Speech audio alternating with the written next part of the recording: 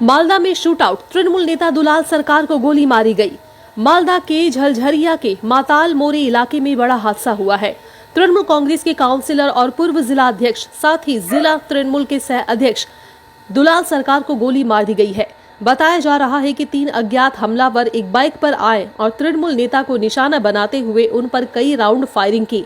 पता चला है कि एक गोली दुलाल सरकार के सिर में लगी, जिससे उनकी हालत बेहद गंभीर है।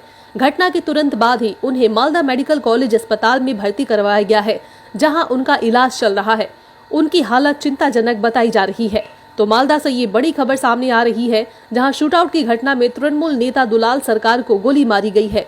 पता चला है कि निशाना बना के उन पे हमला किया गया है। उनके सर में गोली लगी है और उन्हें गंभीर हालत में अस्पताल में चिकित्सा के लिए भर्ती करवाया गया है।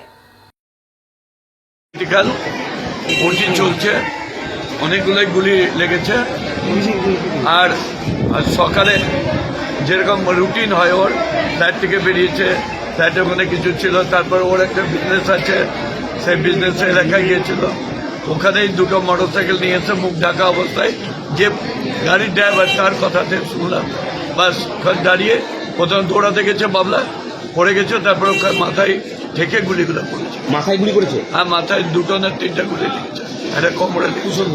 কটা গুলি লেগেছে বলছে এখনো আমরা যেটুকু উপর শুনলাম 3টার মতো গুলি লেগেছে। বলছি কারণ কি মনে করছেন দাদা? কারণ এখন বলা খুব মুশকিল, পুলিশ ইনভেস্টিগেশন করছে। খুব ভালো ছেলে ছিল আমাদের, আমার তো দীর্ঘদিনের সাথী, তৃণমূলের শুরু থেকেই ও আমাদের সঙ্গে আছে। আমাদের ভাইস চেয়ারম্যান ছিল দীর্ঘদিন, সিনিয়র কাউন্সিলর জেলার সভাপতি কিছুদিনের জন্য ছিল, তারপরে কি ছিল আমাদের এখন ভাইস প্রেসিডেন্ট আছে। এখন এটা কোনো বলা যায়, এর আগে অনেকদিন আগে একবার গুলি করার চেষ্টা করছে। কত সালে দিকে এটা হয়েছিল? তাও 10 বছর আগে, 10-15 বছর আগে।